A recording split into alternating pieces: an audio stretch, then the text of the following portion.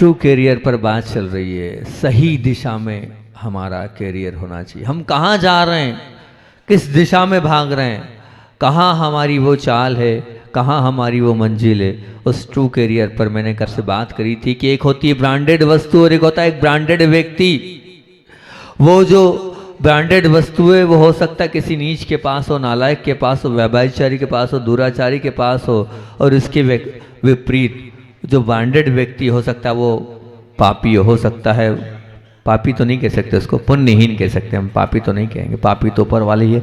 हो सकता है वो पुण्यहीन हो, उसके बावजूद भी दुनिया ब्रांडेड वस्तु की प्रशंसा जरूर करती है, लेकिन ध्यान रखना पूजा तो ब्रांडेड व्यक्ति की ही करती है। और जगत ब्रांडेड वस्तु की संग्रह जरूर करता है, इकट्ठा जरूर करता है, रखता जरूर है, लेकिन विश्वास तो ब्रांडेड व्यक्ति का ही करता है। इसलिए कल हमने कहा था कि सदियों तक लोग हमें याद करें, ऐसे उज्जवल अगर भविष्य को बनाना है तो क्या होना पड़ेगा? True career. अपने कैरियर को, अपने भविष्य को, अपने आने वाले जीवन को हम सही दिशा में ले जाएं। और सही दिशा में ले जाने के लिए ट्रू कैरियर पर टी बोला था ट्रेनर चाहिए, और आर बोला था रेगुलरिटी चाहिए, और सी बोला था एफर्ट्स, अर्थ नहीं यू, पहले यू आएगा, यू एम्पायर चाहिए, अर्थात कोई ना कोई तो आपके जीवन में एम्पायर चाहिए। ई यानी एफर्ट्स, पुरुषार्थ चाहिए, और सी यानी चैलेंज। चैलेंज जब तक आप स्वीकार नहीं करोगे तो आप अपने उस बहुत सुंदर से करियर को अच्छा नहीं बना पाओगे। एक्यूरेसी चाहिए, क्योंकि जब तक यथार्थता नहीं होगी तब तक जीवन में आप आगे नहीं बढ़ सकते। आर रिस्ट्रिक्शन चाहिए, प्रतिबंध चाहिए, अपने आप को बांधने की ताकत चाहिए। ई इगरनेस, लगन, उत्सुकता अंदर से चाहिए। ई एलिजिबिलिटी चाहिए, योग्यता चाहिए, और आर रिकॉर्ड, अर्थात रिकॉर्ड की ओर आपको आगे बढ़ना पड़ेगा। तब कहीं जाके आप अपने भविष्य को, अपने करियर को बहुत अच्छा बना सकते हो। और करियर की बात अपन ने कल बात करी तो टी से ट्रेनर की बात करी थी, और ट्रेनर की बात करते हुए हमने कहा था कि प्रशिक्षण देने वाला निश्चित आपके जीवन में चाहिए। जब तक आप किसी के अंडर में काम नहीं करेंगे, जब तक आप किसी से सीखेंगे नहीं, तब तक आप आगे नहीं बढ़ पाएंगे। मैंने कहा था कि साइकिल चलाना भी, पानी में तैरना भी, चाहे छोटे बच्चों को चलने के लिए भी, चाहे शिष्य को साधना मार्ग में बढ़ाने के लिए भी कोई ना कोई प्रशिक्षण चाहिए। वो पतंग भी ऊपर आसमान में उड़ती है, वो पत्थर भी जब प्रतिमा बनता है, वो मिट्टी भी जब घड़े में परिवर्तित होती है, तो कोई ना कोई ट्रेनर उसमें होता ही हैगा। ध्यान रखना, खेलना अलग है और खेल देखना अलग है। खेलने के लिए हमें कोई ना कोई ट्रेनर चाहिए, खेल देखने के लिए, क्रिकेट खेल देखने के लिए ट्रेनर की आवश्यकता नहीं है। और हमने कल बहुत अच्छी बात बोली थी, कल का क्रीम कोटेशन था, क्या था? खेलना है, ट्रेनर चाहिए, लेकिन ट्रेनर हम क्यों नहीं ले पाते? हमारे अंदर का वो अभिमान हमें किसी सीखने नहीं देता है। इसलिए बोला था लोहा, क्या था कल का क्रीम कोटेशन? लोहा जंग के सामने और इंसान अहम के सामने क्या हो जाता है? हार जाता है। इंसान अहम के सामने हार जाता है। तो हमें अपने जीवन में कोई ना कोई ट्रेनर रखें, प्रशिक्षण लेने वाला रखेंगे तो बहुत अच्छी बात होगी। और आज बात करनी है आर रेगुलरिटी पर, नियमितता पर आपसे चर्चा करनी है।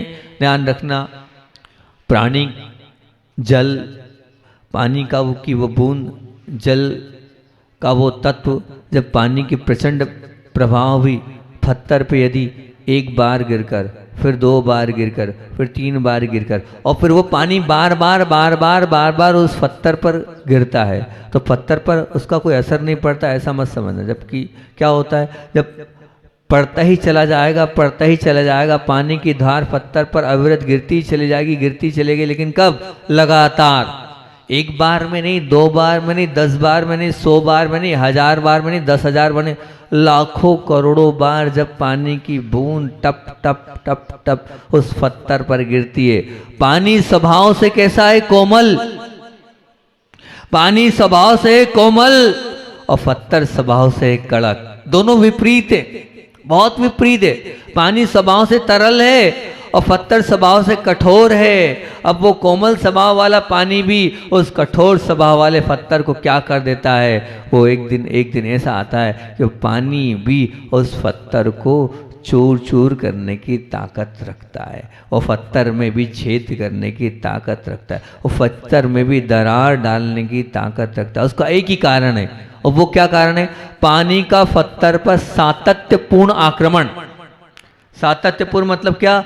बिल्कुल निरंतर वो पानी की बूंद गिरती चले जा रही है, गिरती चली जा रही है, गिरती चली जा रही है, तो उस पत्थर को भी झुकना पड़ेगा, उस पत्थर में भी छेद हो जाता है। तो एक ही बरसात में निश्चित ध्यान रखना, फसल नहीं उगती है। संदेश क्या दे रहा हूं मैं आपको कि एक ही बरसात में फसल नहीं उग जाती हैगी। ध्यान रखना, अनेकों बार पानी की बरसात आती है, जब कहीं जाकर फर्ज जो है वो फसल उगती है। हथौड़ी के एक प्रहार में पत्थर नहीं टूटता है, बहुत बार प्रहार मारना पड़ता है, कहीं जाकर वो पत्थर टूटता है। एक बार में कोई पत्थर को तोड़ कर बताते, शिल्पी के एक प्रहार में प्रतिमा नहीं बन जाती है, हजारों छेनियों के प्रहार जब उस पाषाण पर टक टक करके गिरते तब प्रतिमा का निर्माण होता है। ध्यान रखना, दुकान एक ही दिन खुली रहने से धंधा नहीं जम जाता है।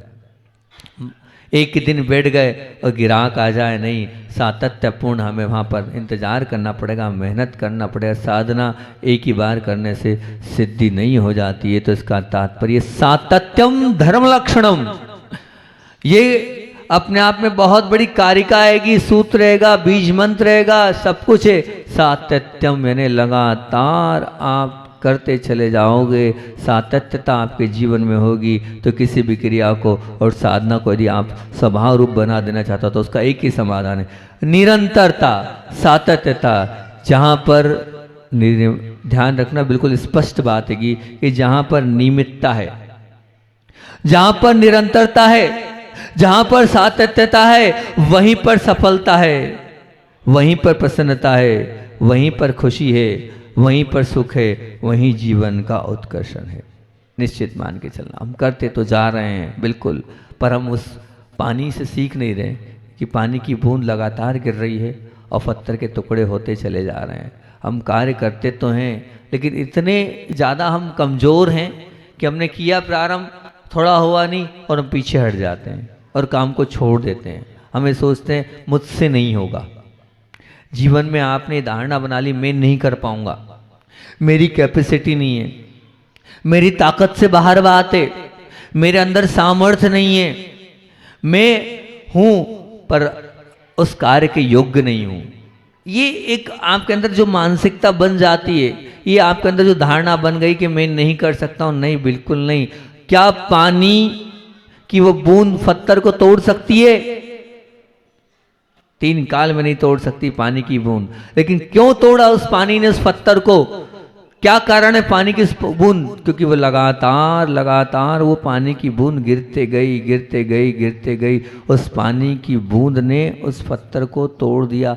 तो एक बात बताओ, वो कोमल चीज एक कठोर वस्तु को तोड़ सकती है जो नामुमकिन है, जो हथौड़ी से तोड़ी जाती है, तो छेनी से तोड़ने के बाद भी वो पत्थर नहीं टूटता है। और मैं ध्यान रखना, मैं उस पत्थर की बात कर रहा हूँ जिसको फौलाद कहा है। उस पत्थर में भी छेद करने की ताकत उस पानी में है, उस जल में। तो फिर क्या आप किसी कार्य को अगर सोच सकते हो कि मुझे करना है और उसमें निरंतरता रहेगी, तो क्या आप नहीं कर पाओगे उस कार्य को? बताओ, क्या आपके पास वो कैपेसिटी नहीं है क्या? क्या आपके पास वो सामर्थ्य नहीं है क्या?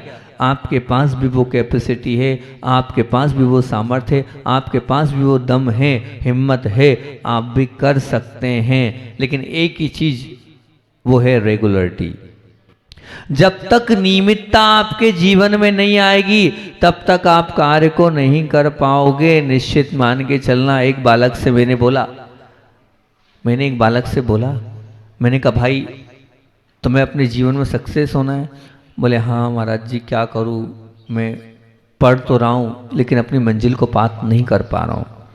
तो मैंने उससे एक ही बात बोली, देख भाई ऐसा है, तो अपना थोड़ा लाइफ स्टाइल बदल दे। तुझे अपने जीवन में सक्सेस होना हो तो अपने जीवन को थोड़ा बदल दे। बोले महाराज जी क्या करूं? तो हमने उससे कहा कि तेरे पढ़ने का समय तू पहले बता, कब पढ़ता है? वो बोले भैया महाराज जी ऐसा है, मैं रात को 12, 1, 2 बजे तक बड़ा ही नियमितता से और रेगुलरिटी से पढ़ता हूँ। 2, 3 बजे पढ़ता हूँ, 12, 1, 1:30, 2 बज जाती है, फिर सो जाता हूँ, फिर 10 बजे 11 बजे उठता हूँ। सुनो बच्चों बहुत ध्यान से, मैंने उसके जीवन में कुछ परिवर्तन करने के लिए बात करी। तो 10-11 बजे उठता हूँ, फिर 9 बजे उठता हूँ, कभी 12 बजे भी उठता हूँ, ये मेरी जीवन है। फिर उसके बाद फिर मैंने नहाता हूँ, धोता हूँ, करता हूँ। मंदिर बोले वो तो कभी होता है कभी नहीं होता। फिर उसके बाद फिर क्या, उठते ही जो है भोजन करता हूँ, नाश्ता करता हूँ, फिर दिन में घंटे 2 घंटे पढ़ता हूँ। फिर तो अब मैंने उसकी पूरी जीवन प्रक्रिया को समझा, और समझने के बाद मैंने उससे कहा कि भैया ऐसा कर, तो अगर तेरे अंदर तुझे कुछ करना ही और आगे बढ़ना है तो मेरी लाइफ को बदल। क्या? मैंने कहा सबसे अच्छी बात तो मैं ये बता रहा हूँ मैं कि जो तुम रात को जो लंबी देर तक पढ़ रहे हो, और पढ़ तो रहे हो, निरंतर पढ़ रहे हो, मैं मान रहा हूँ नियमितता से पढ़ रहे हो, लेकिन वो तुम्हें इस निरंतरता को समाप्त करना होगा, और मैं जैसा बोल रहा हूँ वैसे करना होगा। कैसे? मैंने आप उससे एक ही बात कही कि तुम्हें सुबह उठना पड़ेगा। तब महाराज जी सुबह नींद नहीं खुलती, रात में जो नींद नहीं आती है। मैंने 1 दिन प्रयास कर, 2 दिन प्रयास कर, होगा तेरे से। अब उसने प्रयास किया। अब इतने समय की आदत उसकी थी, जो सालों से रात में जगता था, क्या सुबह 4 बजे 5 बजे 6 बजे उठ जाएगा? क्या 3 काल में नहीं हो पाएगा, हो भी नहीं सकता है। और वो यही हुआ, उसने 1 दिन प्रयास किया, दूसरे दिन जैसे तैसे अलार्म लगा के उठ भी गया। उठते पढ़ते पढ़ते उसको क्या आने लग गई? नींद आने लग गई, नींद आने लग गई। तो नियमितता निरंतरता करनी है। तो मैंने उसको तरीका दिया, मैंने कहा गलत। मैंने कहा हमारे संघ में पूज्य धीर सागर जी थे, उस धीर सागर जी महाराज जी ने बहुत अच्छी बात हमें बताई और बहुत अच्छा लगा। पूज्य मुनिवर 2.5 घंटे की सामायिक करते थे, खड़े होके करते थे, हिलते भी नहीं थे, हिलते भी नहीं थे, ऐसी सामायिक करते थे। अब मैंने एक दिन पूछा महाराज जी, मैंने कहा वास्तविकता में आपकी सामायिक बड़ी अच्छी लगती है, कभी कभी तो सिर्फ आपकी सामायिक देखने के लिए आता हूँ, मुझे आपके सामायिक देख के वैराग्य सा होता है। जब कुछ अच्छी चीज़ दिखती है ना तो मन गदगद हो जाता है। मैंने कहा आप बिल्कुल भगवान जैसे खड़े हो गए, ऐसे एकटक खड़े रहते हैं, क्या है इसमें कारण? और वैसे आपकी कोई पुरानी ऐसी साधना तो है नहीं, लेकिन आपने साल भर में अपने आप को कैसे बना लिया? तो उन्होंने कहा निरंतरता। मैंने निरंतरता? बोले मैं हारा नहीं। मैंने हारा नहीं? बोले मैंने क्या किया? मैंने उसका सबसे अच्छा तरीका निकाला। बोले मैं एक, मान लीजिए जिस दिन मैंने प्रारंभ करी उस दिन पहले दिन 1 घंटा, फिर उसको मैं 3-3, 4-4, 5-5 मिनट बढ़ाते गया।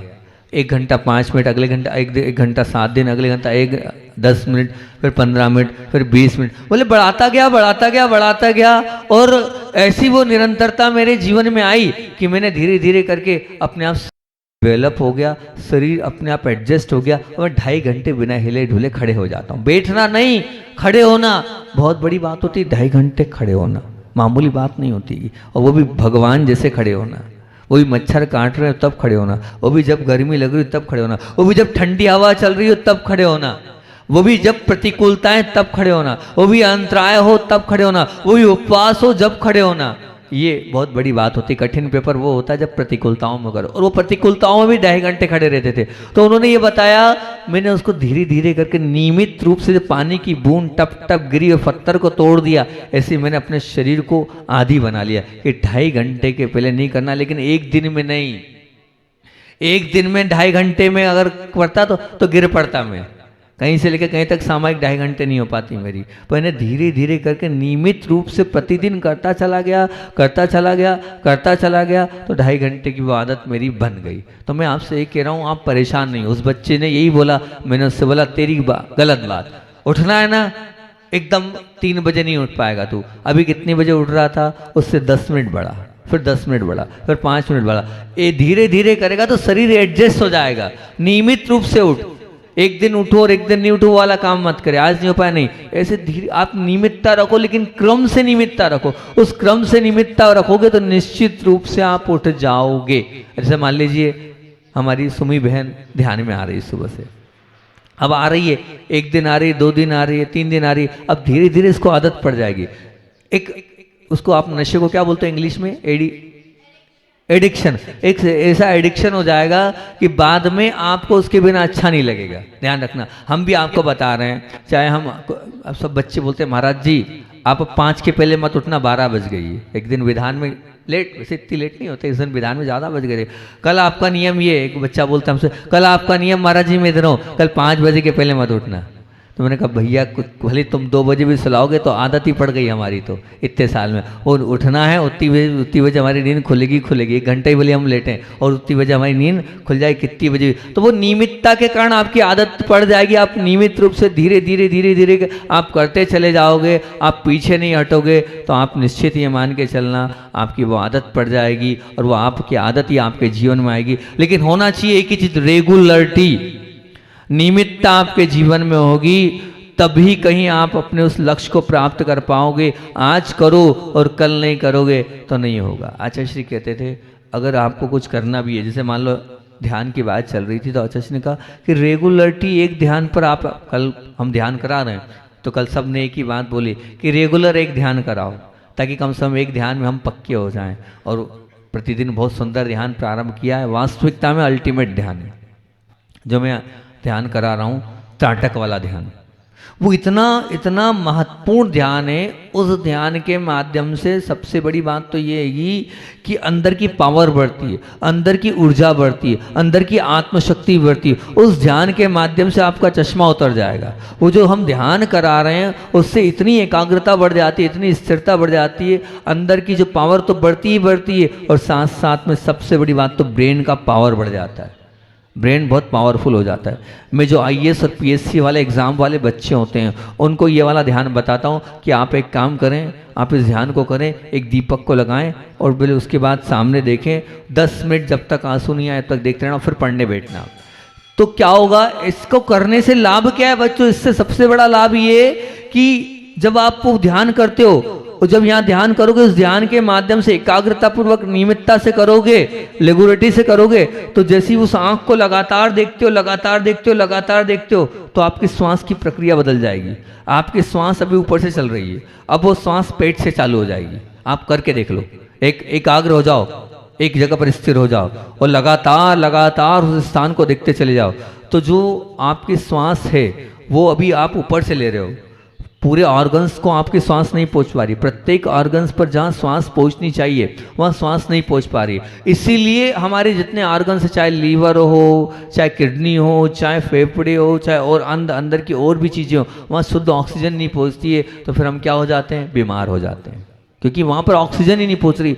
जब लगातार एक चीज को हम देखते रहते हैं तो उससे क्या होती है? अपने आप श्वास पेट से चलने लगती है, और जब पेट अंदर बाहर होने लगता है तो प्रॉपरली अपने आप ऊर्जा आपकी बढ़ जाती है। और वो श्वास अगर पूरी अंदर चले गई तो एक मान के चलना आपके शरीर के प्रत्येक अवयव ऊर्जावान बन जाएंगे। फिर वो जो ऊर्जावान बनेंगे उसके माध्यम से आप बीमार ही नहीं पड़ोगे, स्वस्थ रहोगे। और इस एकाग्रता लगातार निरंतर देखने से, आंखों को पलक झपकाए देखने से होता ही है कि हमारा ये जितना हिस्सा है ऊपर का, ये हिस्सा भी डेड बैठा हुआ है, शून्य बैठा हुआ है, ये मान के चलना आप। लेकिन लगातार निरंतर देखते रहते हैं तो ये आंखों से आंसू गिरने लगते हैं, टप टप गिरते हैं। फिर यहाँ सिर भन्ना आता है, सिर चकराता है, सिर में ऐसा लगता है क्या हो गया, लेकिन उसके माध्यम से होता है शुद्ध ऑक्सीजन पहुँच जाती है। और जैसे ही शुद्ध ऑक्सीजन पहुँचती है तो हमारा भी हम 99% इस दिमाग का उपयोग नहीं कर रहे हैं।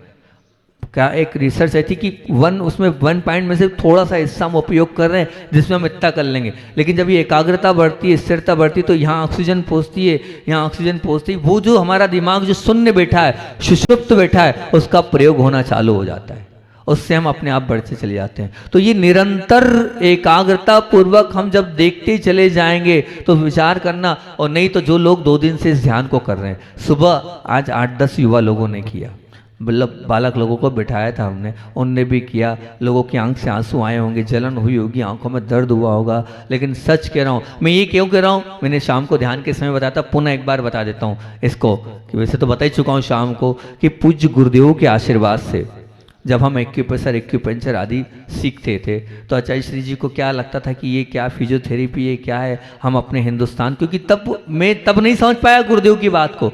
बाद में क्लियर हुआ कि गुरुदेव क्या करते, क्योंकि ध्यान रखना गुरुदेव बताते नहीं थे, लेकिन उनके मन में बहुत बड़ी योजनाएं रहती थी। तब उन्होंने अपने आप को वो सब वेद्यों को दिखाते थे, तो कभी लगता था कि आज तक कभी किसी के आगे हाथ नहीं फैलाते थे गुरुजी। और अब जो देखो वो वेद आता है और बोलते बुलवा लो वेद को, और हाथ दिखाते थे। तो हमें समझ में नहीं आता था आखिर ऐसा क्या है। और फिर उसके बाद जब आचार्य श्री अस्वस्थ थे, पाटनी जी ने जयपुर के सबसे बड़े बिलाला जी वैद्य जी को भेजा, जो ऐसा उनका नाम ऐसा चलता था सुशील जी के बाद कि वैसी ऐसा हाथ रखते थे, एक तरफ MRI रख लो, एक तरफ उनकी रिपोर्ट रख लो, वो लिख के देंगे, आप अपनी MRI रख लो। अब नहीं है सोगानी मतलब बिलाला जी, तो वो आए, वो 4 दिन रुके, स्पेशल उन्होंने भिजवाया था पाटनी जी ने, अशोक जी ने उनको। तो जब जयपुर से बिलाला जी आए, उनसे मिला, तो आचार्य श्री ने हमसे कहा सीखो वो बिलाला जी से, दुर्लभ ये कहाँ लगे हो तुम, एक्यूपंचर इन सब में कहाँ लगे हो, देखो उस आयुर्वेद को समझो, उनसे पढ़ोगे तो बहुत अच्छा रहेगा। देखो उन्हें हाथ रखा, तुम्हारी रिपोर्ट रख लो और उनकी बात रख लो, कैसा हैगा करके देखो, तुम 2-4 लोगों को दिखाओ। फिर उनका ठीक है, सीखो बोला उनने। फिर एक बार फिर उन्होंने टच किया कि देखो 4 दिन हैं, कुछ ना कुछ ज्ञान ले लो उनसे। तो फिर हमने कहा ठीक है, हम प्रसाद सागर जी, पुनीत सागर जी, हम तीनों ने मिलकर उनसे चर्चा करी। उनसे फिर हमने भेषज रत्नावली ग्रंथ का अध्ययन, फिर 4 के हमने निवेदन करके उनको 10 दिन रुकवा दिया। 10 दिन में उनके माध्यम से भेषज रत्नावली ग्रंथ, जो एक प्राचीन ग्रंथ है, वो पूरा सीखा। लेकिन मैं वो वाली बात नहीं बता रहा हूँ जो मुख्य, जो निरंतर ताटक वाली बात है। मैंने उनसे पूछा ये ग्रंथ तो हमने पूरा पढ़ लिया, लेकिन आप ये तो बताओ ये कौन सा चमत्कार है कि आप हाथ रखते हो और सब बता देते हो। तो उन्हें धीरे से बोला सही बताऊं? मैंने कहा हाँ सही बताओ। तो बोले सच बताओ ना, तो इससे मुझे कुछ नहीं आता। तो मैंने कहा, बोले मेरे गुरु थे, उन्होंने मुझे ये विद्या दिएगी। मैंने कैसे दिएगी? तो उन्होंने कहा, बोले शुरुआत में उन्होंने मुझसे एक गाय का घी का दीपक सामने रखवाया, अपनी आई जहाँ पर जिस लेवल पर मैं बैठा हूँ इतने लेवल पर, और बोले लगातार देखते रहना, नमोकार मंत्र पढ़ते रहना, लगातार देखते रहना, नमोकार मंत्र पढ़ते रहना, जब तक आंख से आंसू नहीं आए, धीरे धीरे करके बढ़ाते जाना, 15 मिनट, आधा घंटा, 1 घंटा, क्रम से निरंतर देखते रहना। और बोले इतनी साधना कर लेना कि 3-3, 4-4 घंटे देख सको, और बस सिर्फ नमोकार मंत्र पढ़ते रहना। बस बोले मैंने यही किया, गाय के घी को दीपक रखा है और नमोकार मंत्र का उच्चारण किया, आंख से आंसू गिरते गए गिरते गए गिरते गए। और फिर बाद में ऐसी सिद्धि, वाक सिद्धि हुई मेरे लिए कि मैं बस हाथ रखता हूँ, अंदर से आवाज़ आती कि भैया तुमको यहाँ ये बीमारी, तुमको यहाँ ये बीमारी, तुमको ये बीमारी। ये मेरे गुरु ने मुझको दिया, ये मेरे गुरु ने मुझको दिया था, अब आप भी कर लो। अब मैंने भी कहा यार बहुत बड़ी बात है, अच्छी बात है कि अब मैंने प्रारंभ तो कर दिया हमारे के, 2-4 दिन किया, घी का दीपक कोई श्रावक को बुलवाया, जलवाया, रखवाया और प्रारंभ की मैंने साधना। प्रसाद सागर जा गए, भैया पूरे संघ में अफवाह फैल गई है, तुम सिद्धि में लगे हो। बोले भैया तुम समझो बात को, कोई नहीं मानेगा, वेद जी कल चले जाएंगे, लफड़ा हो रहा है, तुम उसको छोड़ दो, लोग तुम्हारे लिए समझे, तुम तंत्र मंत्र में लगो, दीपक हटा दो। क्या करना है? फिर दीपक हटा दो। तो फिर मैंने क्या किया, मैंने कहा हाँ ये बात तो सही है, मैं भी हाँ कि श्रावक को बुलवाता हूँ, दीपक जलवाता हूँ, ये करवाता हूँ, वो करवाता हूँ। फिर मेरा दिमाग चला नमोकार मंत्र ही है, तो एक रंगीन नमोकार मंत्र का जो मैं आप लोगों को बताता हूँ हमेशा, उसका वहाँ पर मैंने तैयार किया, ये आज भी है मेरे पास, जब मैं बताता हूँ उसको चिपका लिया, इसको चिपका लिया, जो मैं आजकल ध्यान में बताता हूँ। और इसको चिपकाया, और चिपकाने इसका त्राटक चालू कर दिया हमने, अलग अलग कलर में। इसको देखता था, आंख से आंसू गिरते थे, देखता था 2-4 दिन तो वो किया, फिर इसको लगातार करने लगा। फिर मान लो अब ये नहीं मिलता तो एक पेंसिल उठाता हूँ, काला काला बिंदु बना लेता था, ऐसा पेंसिल उठाई, अब कौन मना करेगा दीवार पे, कौन देख रहा है, किसी की कोई दीवार पे मना करते नहीं, ऐसा काला काला बिंदु बनाया और देखना चालू किया। अल्टीमेट निरंतर मैंने वहाँ देखना प्रारंभ किया, क्या विशुद्धि बढ़ी, क्या परिणामों में निर्भरता, क्या शांति का अनुभव, वो मैं आपको बता रहा हूँ, आनंद आ जाता है। ऐसा लगता है निश्चित, पहले शुरू में 15 मिनट में आंसू आते थे, अब 2 घंटे के बाद आंसू चालू होते हैं मेरे, 2-2.5 घंटे के बाद जब अति हो जाती तब। लेकिन उसकी जो अनुभूति होती है वो अलग ही अनुभूति, ये निरंतरता। अगर आप निरंतरता रखोगे, रेगुलरिटी रखोगे, उस निरंतरता और रेगुलरिटी में आप निश्चित रूप से बहुत सारी चीज़ें कर पाओगे। 2 सबसे बड़े फ़ायदे क्या होते हैं उससे सबसे 2 बड़े फ़ायदे ये होते हैं कि हमारी बुद्धि बढ़ती है, और बुद्धि तो बढ़ेगी, साथ में विशुद्धि बढ़ेगी। करके देख लो, अभी 2 दिन से आप लोग कर रहे हो, आ रहा है नहीं आ रहा है? बताओ, आनंद आ रहा है ना? आ रहा है? तो बस ऐसे ही आनंद आपको आना है, तो बस वो रेगुलरिटी से ही उस आनंद की प्राप्ति आप कर सकते हो। कोई कार्य आप करते चले आओगे। उन वेद जी ने एक दिन में सिद्धि प्राप्त नहीं कर ली थी। उन्होंने मुझसे कहा था, तुम नहीं समझना कि एक दिन नमोकार मंत्र पढ़ा और देख लिया और आंसू गिर गए तो बोले सिद्धि हो गई। मैंने कहा आपको कितने समय लगे थे? लगातार कर रही थी मैंने, मैंने लगातार में आप समय तो बताओ। बोले ऐसा समय तो नहीं बता सकता हूँ मैं कि मैंने कितने समय तक, लेकिन लगातार मतलब करता तो लगातार था, लेकिन कब मेरे अंदर ये चीज़ आ गई, बस धीरे धीरे वो चीज़ अपने आप आ गई और अपने आप वो आवाज़ आने लगती है। वाक से, उनका कहना है इससे वाक सिद्धि हो जाती है। क्या हो जाती है? जो वचन से निकल गया वो। और दूसरी बात उन्होंने ये बोल दिया था, इस क्या आगे होने वाला है वो भविष्य दिखता है, वो भविष्य दिखता है। तो मैंने सोचा क्या होता है, तो उसका मैं बताऊं कुछ नहीं है। मैंने जो अनुभव वो किया वो ये हैगा, हम जब एकाग्र होते हैं, एकाग्र होने से हमारे शरीर में बहुत सारी अंदर ही शक्तियाँ हैं, वो शक्तियाँ एकाग्र स्थिर होने से वो डेवलप हो जाती है। वो जब डेवलप हो जाती है, क्योंकि निमित्त ज्ञान क्या, वही तो निमित्त ज्ञान है, वो अपने आप आता है और कुछ नहीं। स्थिरता के कारण, एकाग्रता के कारण वो जो हम उसमें लग जाते हैं तो आ जाते हैं प्रॉपर। हम अभी कह रहे हैं अगर आप प्रॉपर श्वास लेने लग जाओ तो आप बीमार नहीं पड़ो। जैसे मान लीजिए एक छोटा सा बच्चा है, उस छोटे से बच्चे को देखना, आपके घर में बच्चे तो होंगे, नहीं तो कोई क्या का बच्चा देख लेना, किसी के यहाँ हुआ हो बच्चा, तो वो देखना, वो जब सोएगा तो उसकी सांस कहाँ से चलती है? पेट से चलती है ना। माताएं बैठी है, उनने अपने बच्चों को पाला होगा, और जैसे जैसे बड़ा होता है फिर पेट बंद हो जाता है, फिर सांस कहाँ से चलती है? यहाँ से। तो बस यहाँ से जैसे ही सांस चलती है मतलब वो चंचल हो जाता है। स्थिरता, पवित्रता तभी तक रहती है जब तक पेट से श्वास रहती है। और अपने आप को स्थिर बनाना हो, अपने आप को पवित्र बनाना हो, तो आपको क्या करना पड़ेगा? पेट से श्वास लेना। वो एकाग्रता से पेट से श्वास आने लगती हैगी, उस नियमितता से पेट पे श्वास आने लगती हैगी। और जहाँ से पेट से आप श्वास आने लगे, स्वस्थ भी हो जाओगे, मस्त भी हो जाओगे, प्रशस्ति हो जाओगे। मेडिटेशन वही है जो क्या करता है, मेडिटेशन पेट से श्वास लेना आपको सिखा देगा। जब आप किसी पर स्थिर हो जाओगे तो आपके अंदर नियमितता आ जाएगी। तो करके देखो आप, ये मान के चलना, आनंद आपको आने लगेगा। मेरी बात आपको लग रही है हवा में, लेकिन मैं तो प्रैक्टिकली आपसे बोल रहा हूँ, ऐसे नहीं बोल रहा हूँ। आपको बिल्कुल जो मैंने अपने जीवन में अनुभव किया है, उस अनुभव को अपने प्रवचनों में शेयर करता हूँ। मैं अधिकतर प्रवचन वही करता हूँ जो मेरे अनुभूत होते हैं। मैं वही बात आप लोगों के बीच में रखता हूँ जो मेरी अनुभूति की बात होती है। ये बात ध्यान रखना। तो रेगुलरिटी का तात्पर्य क्या है कि हम जिस भविष्य के लिए लड़ रहे हैं, जिसके लिए लगे, सक्सेस होने की बात करें, उस सक्सेस में रेगुलरिटी होनी चाहिए। एक बात और पहले बीच में बोल दूं, समय हो रहा हैगा।